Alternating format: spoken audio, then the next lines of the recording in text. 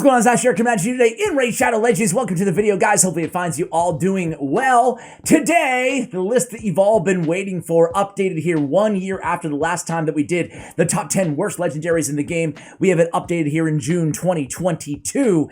And let me tell you, there's a lot of new candidates on the list. This list is probably half of the champions are going to be kind of newish champions added in the last couple months, which is, you know, unfortunate. It's unfortunate. There's a lot of new sucky legendaries added to the game on top of a lot of new good legendaries added to the game recently as well. So let's just get into it here. I want to start with a few honorable mentions.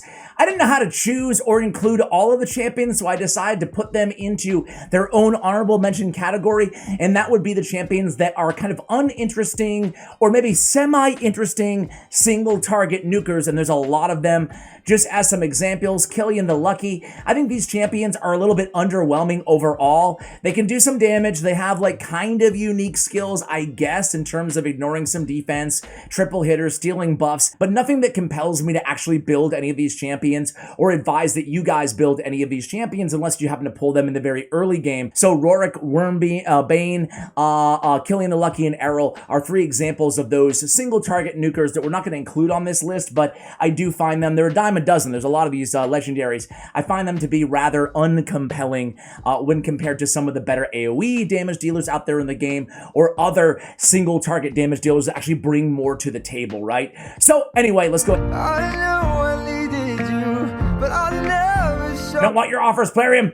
All right, first up, and probably the worst, is going to be Jing Wang. So you guys know, if you're a longtime viewer of the channel, if not, welcome to the channel. I'm Ash. I upload Raid Shadow Legends every day. I really despise bad Void legendaries because they water down the pool. Void shards are like 5 times more expensive than ancient shards with the same mercy rules as well as ancient shards. You have to open, what, 200 of these things to be guaranteed to get a higher likelihood of a legendary? So when you pull a champion like Jing Wang, I mean, it's the last thing that you want to see coming out of a Void Shard, right, guys? You get excited about that legendary gold coming at you, and then, you get hit with the Jing Wang. It should be a phrase. I got Jing Wang. He's transfer random debuff from this champion to the target, whatever. A single target attack that places block active skills predicated on them being under decreased accuracy or crit damage, which he has in his kit, but that's it? This is it? I mean, it is on a 2-turn cooldown, which is pretty cool, but I mean, block active skills predicated on there being a debuff does not interest me at all, especially considering his multipliers aren't even that good for an HP-based champion that has a lot of HP. On his A3, attacks all enemies 2 times. Again, not a very hard-hitting ability on a 4-turn cooldown where he has a chance of placing decreased accuracy, decreased crit damage. Also a strengthen on all, no, not on all allies, just on himself. Okay. That's it, dude? His kit does not work, man. I mean, you're all trying to set up for a block active skills on who? You have to open up with the AoE first. He's really not good anywhere in the game outside of maybe Faction Wars. And even then, I would probably only level him up to level 50. You know that you really can't read anything into reviews in this game. Gosh, man, these ratings are really bad on this champion. That is Jing Wang.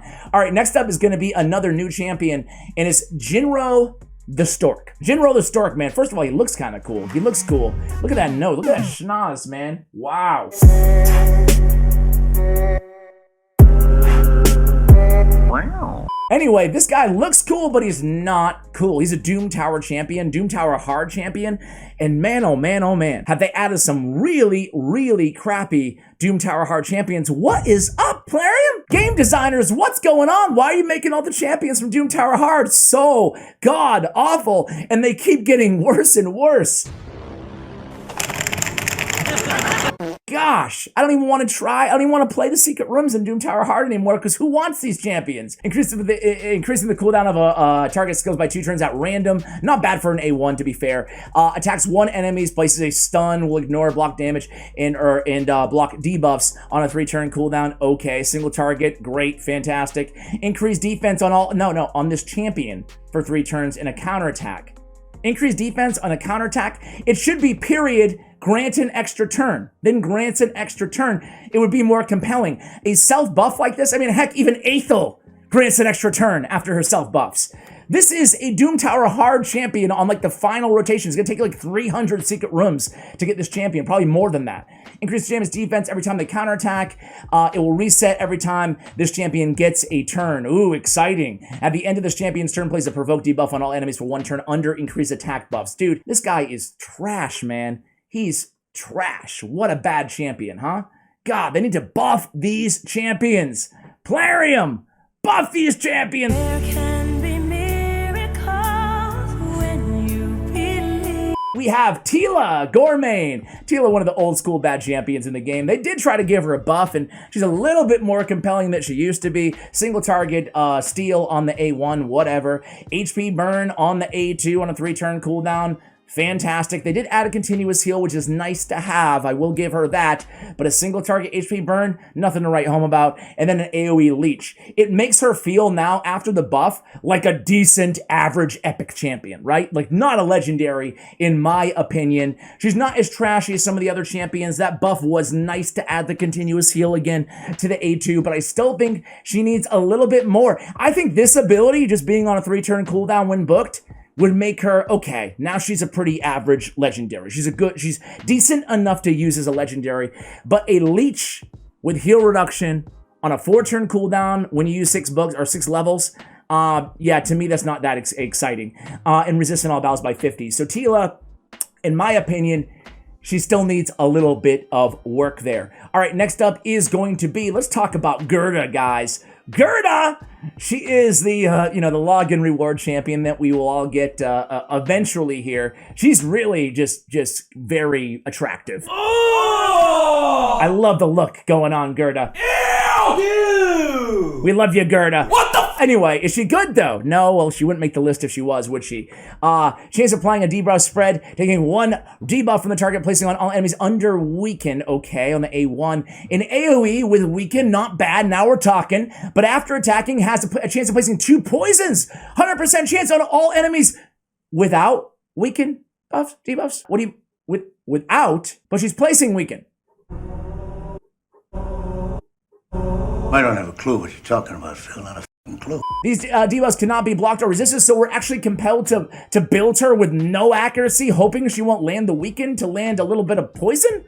On the A3, she has removing 1 buff from all enemies, and 2 poisons on all enemies for 2 turns. Also removes 2 random debuffs from all allies. This is actually not a bad ability, but overall, what's up with the synergy in this kit? They need to go in there and change that A2, and she'll be a much more useful champion overall, right? That doesn't make any sense in the world to me. Whenever anybody receives a debuff, their turn meter is decreased by 3%. Not a bad passive either. So, in my opinion, she's probably not as bad as these ratings say, but man, for a free champion to have such a weird A2, for a weird ability with no real synergy in this kit, does not make sense to me. But with a simple buff, she could be a worthwhile champion that could help a lot of people out. And those are the champions I love focusing on more than anything else, guys, because I'm looking for champions here that have some upside too, right? That has some upside. Astralis.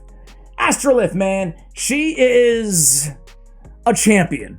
She's got a fill turn meter of a random ally by 15%, fills turn meter of all allies by 15% if the attack is critical. Not bad for an A1. She has 2 bombs that detonate after 1 turn, cannot be resisted. This is a very unique ability. A 1-turn detonation on 2 bombs is not bad. Cannot be resisted is really, really helpful as well. It is on a 4-turn cooldown, and it is a single target ability. After that, she has an HP exchange ability. Grant an extra turn, decrease the cooldown of the skill by 3 turns if this champion's HP drops below 20% when attacked, as a passive on judgment. Again, she has a speed aura in the arena battles, a really good one here at 28%, but who's really using her anymore in the arena right now?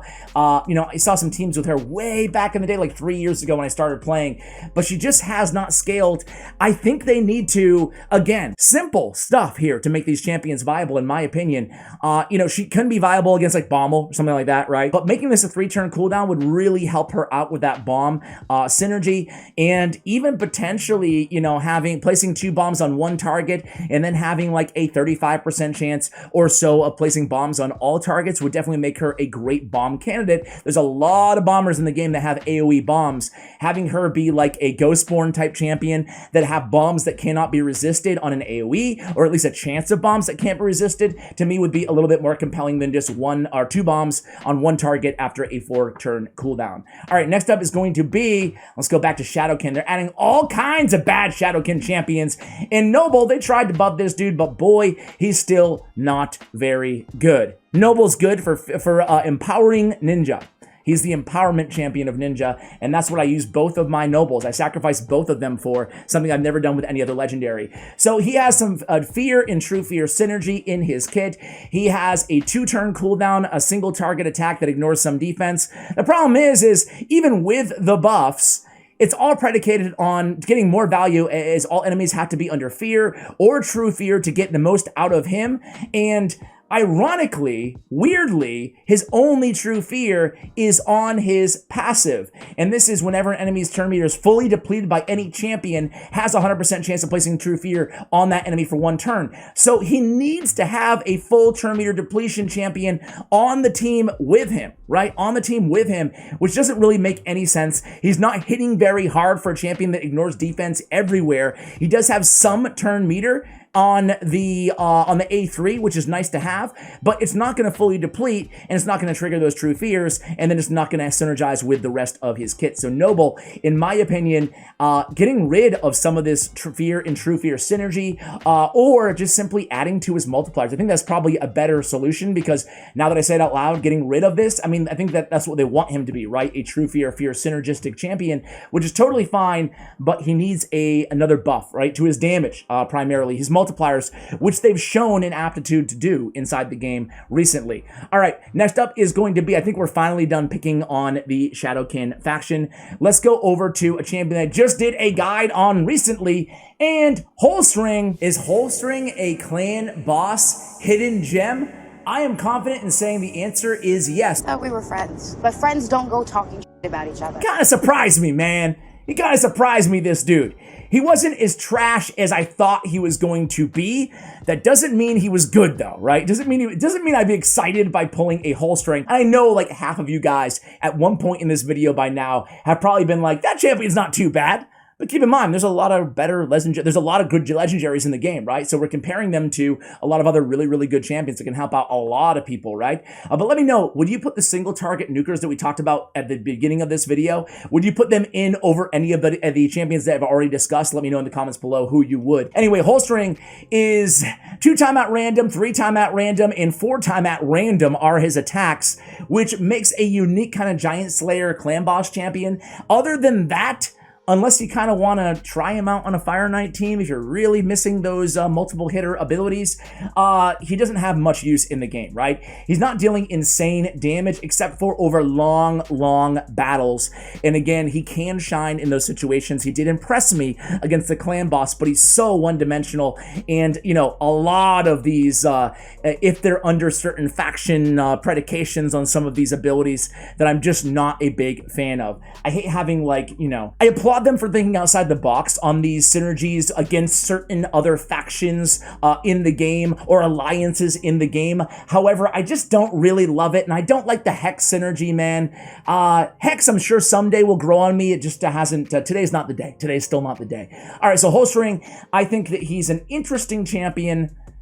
The randomness of his kit makes him very tough to predict and very tough to rely on. Constantine the Dayborn, we talked about it, guys. Void legendaries ought to be very good, and Constantine is not. I actually like Vlad, his companion champion, a little bit better. That's why Vlad did not make the list, but Constantine did. Vlad can outdamage Constantine the Dayborn, and he brings, I believe, an AoE leech to the table as well, which Constantine does not bring. He's just damage dealer, and, you know, he deals a decent amount of damage, decent multipliers on the Quietude ability and the Rune Shatter. However, it's just, you know, just having a decent AoE nuke in your kit and having a single target hard hitter is not enough. It's not enough, especially for a Void legendary. All right, there is only going to be 2 more champions. 2 more champions to go down here. We've already done 8. Let's talk a little bit about Chromax. Chromax Moonblood, dude. This dude is Girl, look at that body. Girl, look at that body. trash. Another Doom Tower trash champion, man. Unbelievable. Decrease attack on his A1. Exciting stuff. He has a block bust for 2 turns with a turn meter fill on his A2. Okay, I mean, not awful, but that's not super exciting. It must get really good here on his A3. It is an AoE attack with a provoke and a decreased accuracy on a 4-turn cooldown. So I'm going to spend 400 secret rooms in Doom Tower hard to get an AoE provoker on a 4-turn cooldown? Now, how about this one? He has a Hex on his passive.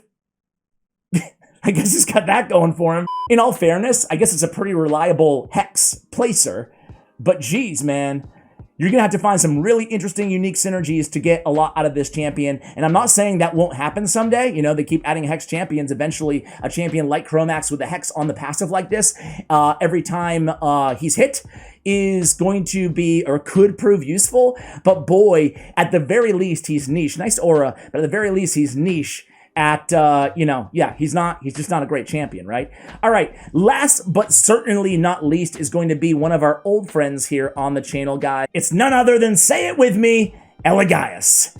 Elegas, man, this dude, I've been on him since day one. His kit, it reads better than it is in practicality. I remember one day, and you guys might have had a similar experience with any champion in this game, but I was almost in denial about him being bad. I'm like, wait a second here, block active skills on the A1, put a target skills on cooldown on the A2, duplicate champions will also put their skills on cooldown, kind of cool. What if I'm going against like 3 hegemons? Yeah, that doesn't work, does it? Ghost Rage is A3 on a 4-turn cooldown, attacks all enemies, 2 random debuffs removed, decrease all enemies turn meter by 20%, decrease enemy turn meter a further 0.2% for every 1% of HP this champion loses.